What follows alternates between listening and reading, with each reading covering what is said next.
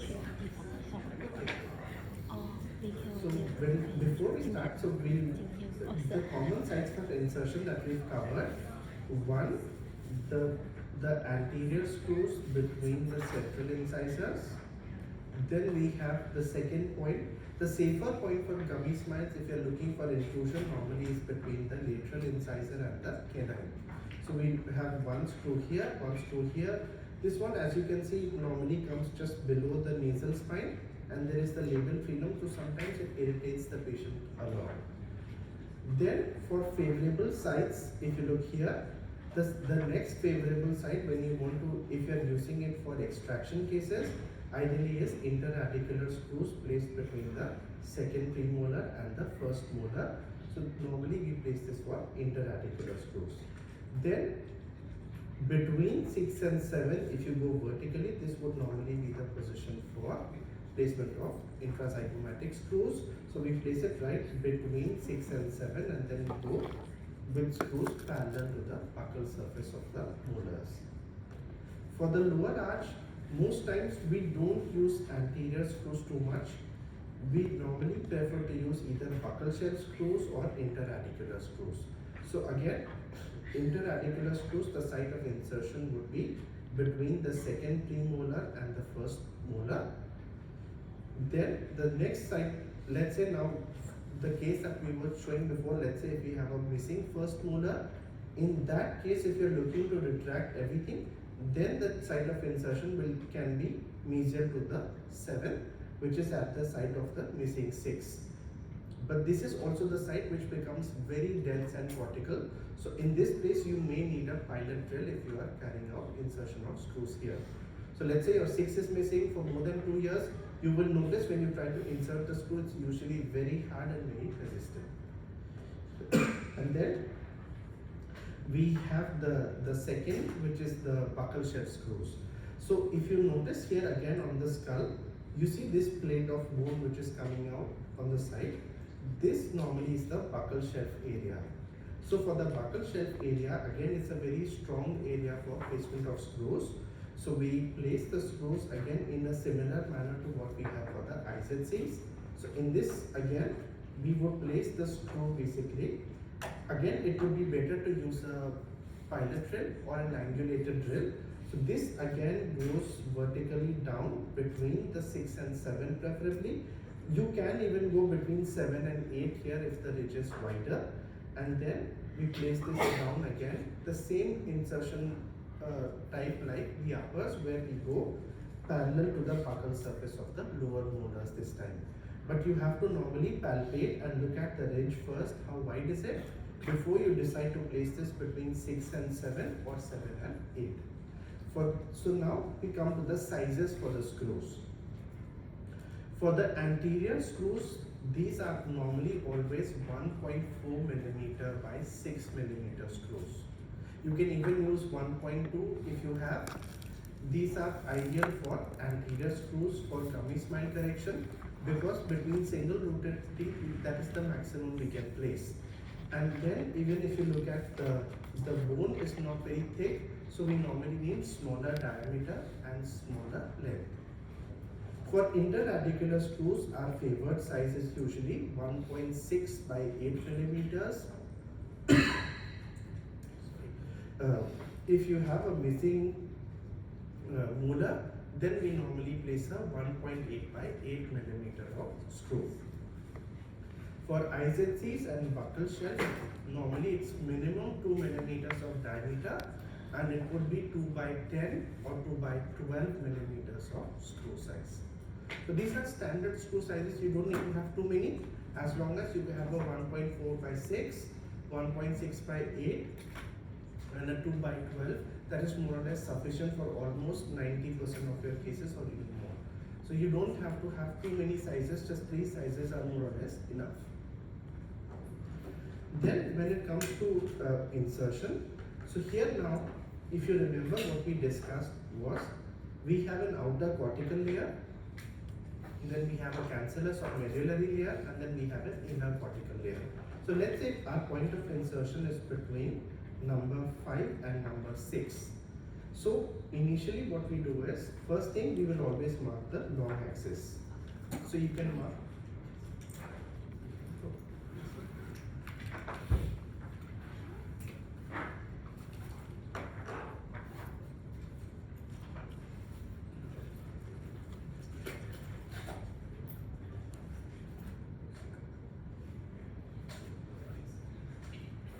So first thing, whenever we have to mark a point, we mark the long axis. So basically you can take a probe and explorer, just press it down onto the soft tissues after anesthesia. So let's say you've already given anesthesia, quarter or 1/3 of an ampule, wait for 5-10 minutes, then we press down this in between, because we want to place this between number 5 and number 6. So I will just go down vertically below the embrasure area here and just press this down hard. So when you remove this, you should basically see a line, right? The next step, we mark our point of insertion. So we mark a point here. So now we already know our point of insertion and the long axis we have to follow. So for screws, when we start insertion, the rule always is that we start to go in at 90 degrees first always. So you start with the insertion at 90 degrees. When you want to hold the driver, no, I won't show them this one. Okay. So when you hold the driver, when you want to insert the driver, never hold the driver like this.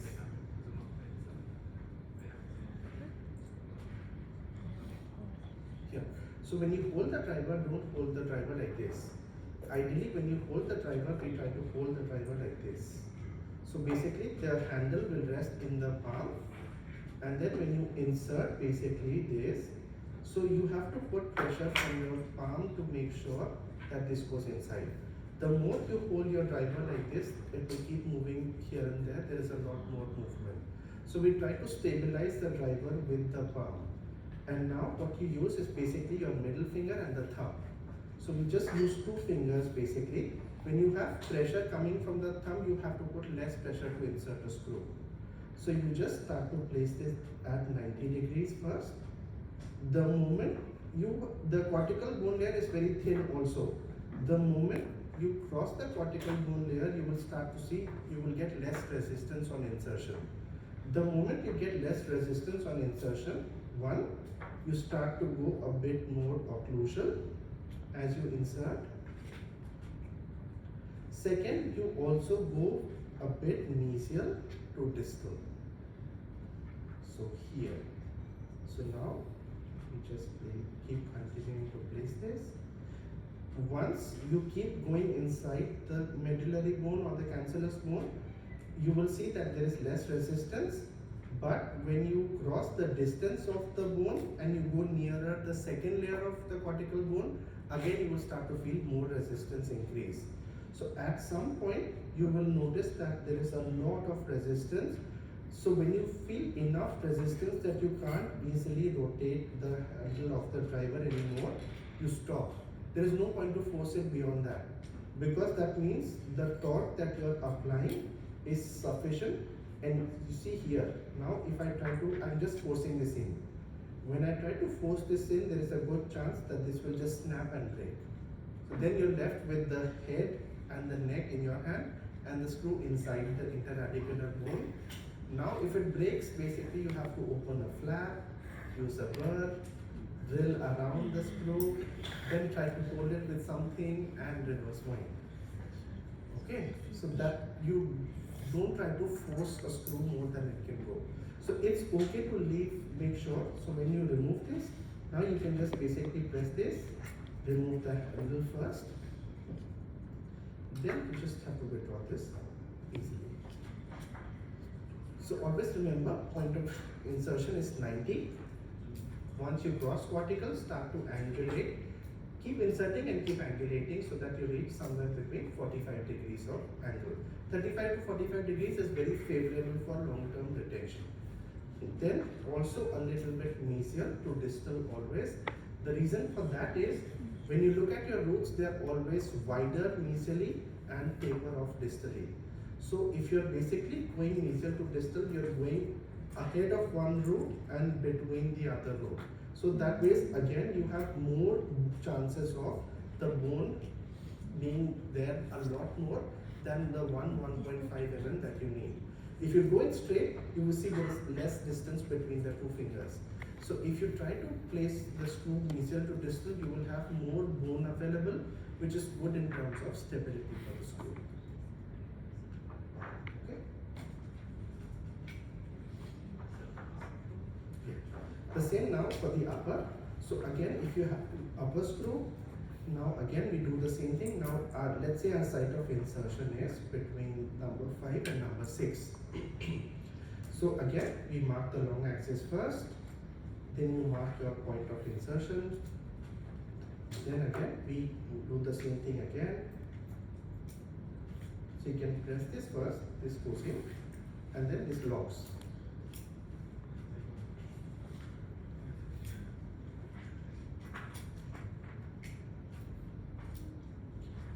So again, the same process for the upper. Upper screws are normally much more easier to place, but you have to be a bit careful with the angulation, because for the lower screw there is a lot of bone here. For the upper screws, if you get it wrong, normally there is a sinus here. So you also have to worry a little bit about the sinus position. So again, if your sinus is too low on the panel, you can consider moving your screw more distal rather than more mesial. So if, let's say, if our sinus is too low everywhere, then we go in for IZC screws. Okay.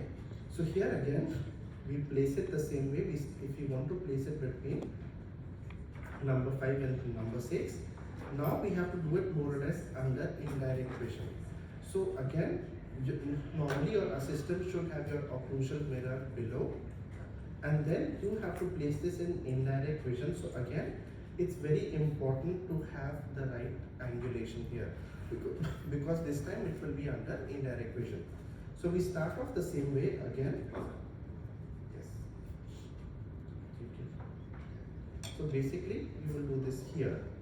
So if you're looking at this here, so I normally will just follow the vision here.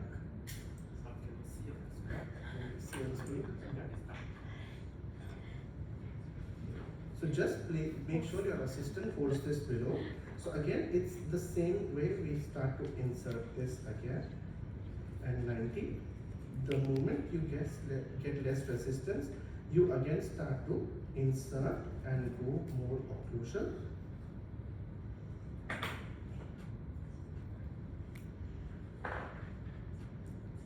And then you go a bit more mesial to distal.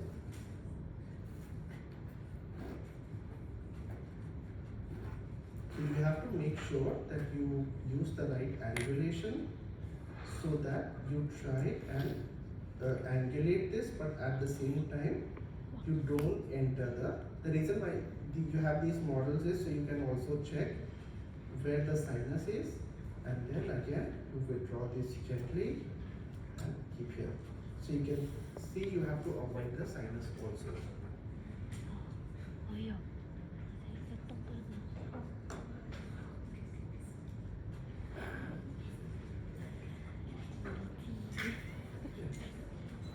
And then for IZC, you've actually seen the video. So if you want to remove the screws, we basically just reverse wind. So you place the driver again, lock this again, and just the same way again. So we just reverse wind this, so you can take out the screw easily.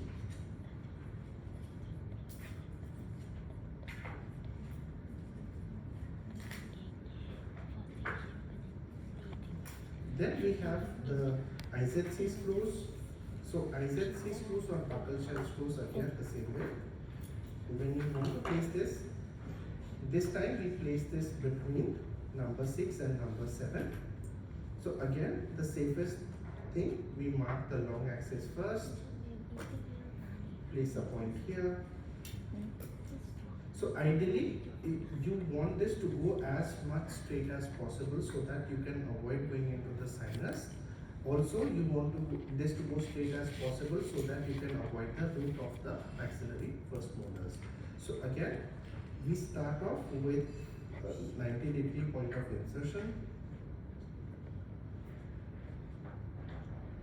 And then as you go in, just keep going in and keep moving your driver down.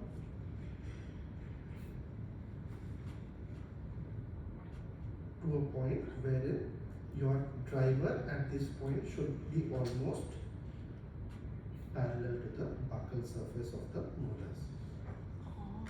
Go straight.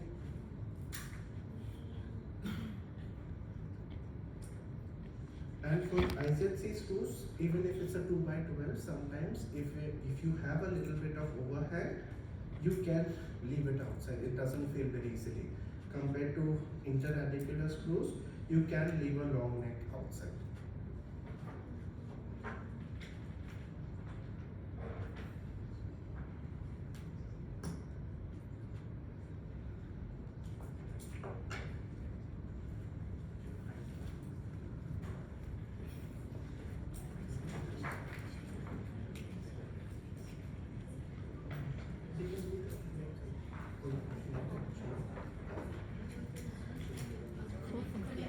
Let me show you also.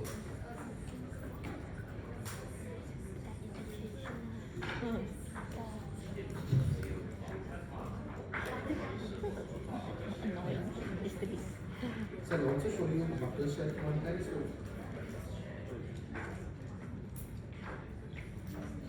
So buckle shelf again. Buckle shelf, the position varies a little bit between patient to patient because the IZC position is more or less set. For buckle shelf, we normally go by how much of a buckle shelf we have. If it's wide enough between 6 and 7, or is it wider between 7 and 8. So if it's wider between 7 and 8, so again, for buckle shelf screws, it's a bit more difficult compared to IZCs to place because of the 90-degree problem. You won't be able to get the patient to open up this much. So ideally for the buckle shelf screws, we do use an angulated driver. So an angulated driver basically works the same way, except that you can place it here, and this has an angle down, so you still rotate this and it will insert here. I'm not sure if we have one. If not, I can send you a video from my clinic on how we place this. So it's just an angulated driver, but works on the same principle where we place it down and we just move this handle and it will just go down at an angle. Otherwise, sometimes it's too difficult to place it at 90 degrees. So again, we try to fill up the buckle shelf area. Just use your finger to palpate first. If you see this is wider between 7 and 8, so again, always make a long axis. It will tell you whether you are going more mesial, more distal. Same point of insertion. Then again, you start to place this at 90 degrees first. And then you just keep on making it more parallel.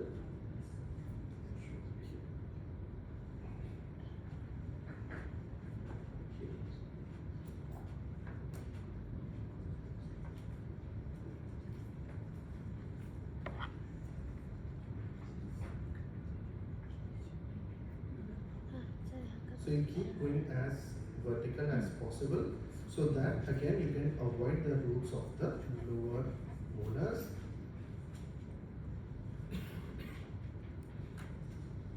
And then again we draw this. So try and keep this on the buccal shelf as straight as possible so we can avoid the roots of the first, second molars. Again we use this. IZCs we normally use for class 2s for distalization. Buccal shelves we normally use for class 3s if you want to distalize the lower arch. So sometimes, let's say your overjet, negative overjet is only 1 or 2 millimeters. You don't have to extract the premolar for that. So one option is you can use, you can either carry out IPR. If you don't want to carry out IPR, you can remove your third molars. For example, you have the third molar here. You remove the third molar, now you have this much space that you can distalize. So again, for distalization, we place IZC screws. If you are using conventional brackets, it has to be done on a 1925 stainless steel. If you are using self-ligation, again this has to be done on high torque brackets. Distalization is always on high torque, not standard, not low.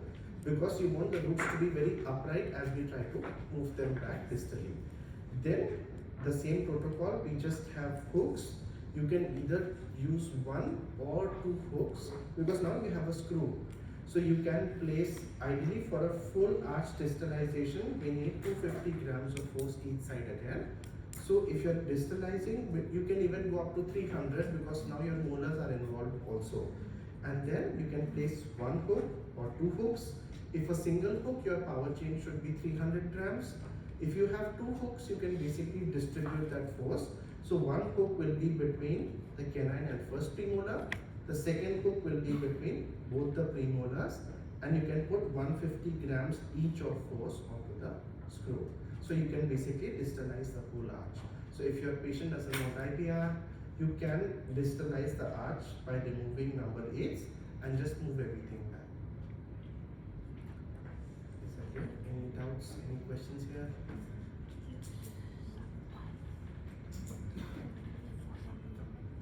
So if not, you can practice on models, not your neighbor sitting next to you.